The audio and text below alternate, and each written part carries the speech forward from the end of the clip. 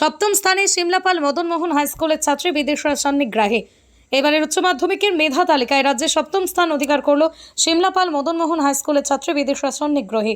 তার প্রাপ্ত নম্বর 400 নম্বর। বিদিশা জানায়, কোনো বাঁধা ধরা নিয়ম কানুন না মেনেই পড়াশোনা করে গেছে, তবে পড়াশোনার প্রতি গভীর মনোযোগ ছিল তার। আগামী দিনে সে একজন ডাক্তার হতে চায়। Bureau report, Rangamati express. এই ভালো লাগাটা বোধহয় আমার পক্ষে ভাষায় প্রকাশ করা সম্ভব নয়। খুব খুশি। আশা করেছিলে রেজাল্ট? এই প্রশ্নটাই আমার অবান্তর মনে হয়। আমার একজন স্টুডেন্ট হিসাবে ডিউটি পড়াশোনা করে যাওয়া, পরীক্ষাও আমাদের কারিকুলামের অংশ। আমি পরীক্ষা দিই, পরীক্ষায় কি রেজাল্ট হবে সেই নিয়ে আমি কোনোদিন কোনো এক্সপেকটেশন রাখি না। আর তাই এই প্রশ্নটা কোনো মানে হয় না। রেজাল্ট হবে সেটা তোমার কাছে একটা আশা ছিল, কিন্তু এই যে মেধা তালিকা, রাজ্যের মেধা তালিকায় স্থান পাওয়া, এটা আমি রেজাল্ট নিয়ে কোনো আশা নিরাশা কোনো কিছু রাখিনি। যাই রেজাল্ট ছিল আমার ঠিক ছিল, যাই রেজাল্ট ছিল আমাকে মেনে নিতে হতো। আর ভালো রেজাল্ট হয়েছে, সেই কারণে খুশি হয়েছি। মানে মেধা তালিকায় স্থান পাবে এটা আশা করোনি? আমি রেজাল্ট নিয়ে কোনো আশা করিনি। পড়াশোনা কীভাবে চালিয়ে যেতে? পড়াশোনা ডেইলি টার্গেট বেসিসে আমি পড়াশোনা করতাম। প্রতিদিন সকালে উঠে আজকে আমার এই টপিকগুলো পড়া দরকার, এই টার্গেটগুলো পূরণ করা দরকার, এই হিসাবে আমি পড়াশোনাটা করেছি। বাঁধা ধরা কোনো নিয়ম ছিল না? বাঁধা ধরা কোনো নিয়ম থাকেনি। কোনো দিন 2 ঘন্টাও হয়ে যেত, কোনো দিন 10 ঘন্টাও লাগে। পড়াশোনায় কার কাছ থেকে, কাদের কাছ থেকে সব থেকে বেশি হেল্প পেয়েছো, বা কারা সাপোর্ট করেছে পড়াশোনায় বেশি?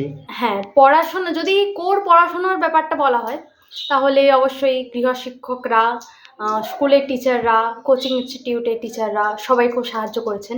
কিন্তু পড়াশোনায় শুধুমাত্র পড়াশোনাটা বিষয় নয়, তাছাড়াও অনেক আমাদেরকে যারা মেন্টালি একটা সেফ হ্যান্ড আমাদেরকে দেন, সহযোগিতা করেন, আমাদের কনফিডেন্স বুস্ট করেন, সেরকম মানুষেরও দরকার। সেই হিসাবে বাবা মা, আত্মীয় পরিজন সবাই আমাকে খুব সাহায্য করেছে। আমি বিশেষভাবে আমার ঠাকুমার কথা বলতে চাই, তিনিই আমার কনফিডেন্সের মূল সোর্স ছিলেন। আচ্ছা, কতগুলো গৃহশিক্ষক ছিল তোমার?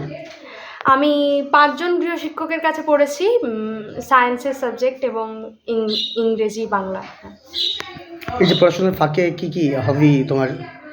হবি, আমি গান শুনতে ভালোবাসি, ক্রিকেট খেলা দেখতে, চেস, টেনিস এই সমস্ত খেলা দেখতে, এবং রান্না করতে আমার ভালো লাগে। আচ্ছা,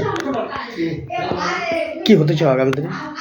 আগামী দিনে আমি একজন মেডিকেল প্রফেশনালি হতে চাই, একজন ডাক্তার হতে চাই। কেন? আমাদের বর্তমানে যে সমস্ত পরিস্থিতি, পড়াশোনা শুধুমাত্র আমাদেরকে বই পোকা করানোর জন্য পড়াশোনা শেখানো হয় না।